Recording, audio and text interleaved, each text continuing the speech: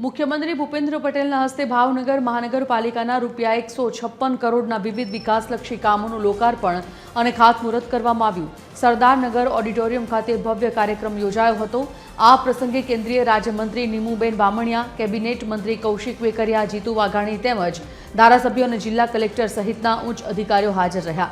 આ વિકાસ કામોથી શહેરના માળખાગત વિકાસને એક નવો વેગ મળશે તેવું મુખ્યમંત્રીએ જણાવ્યું હતું।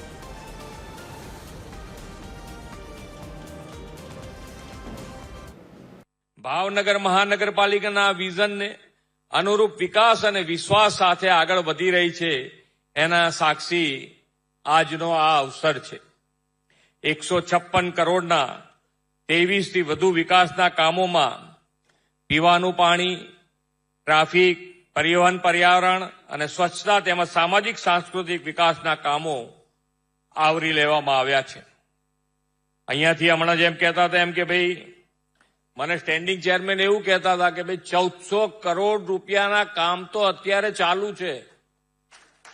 1400 કરોડ રૂપિયાના કામ ભાવનગરના ઇતિહાસમાં કદાચ પહેલી વખત આટલા કામો ને હજુ કંઈ કામ બાકી હોય તો લિસ્ટવાર તમે મોકલાવજો, અમે પૂરા કરી આપીએ।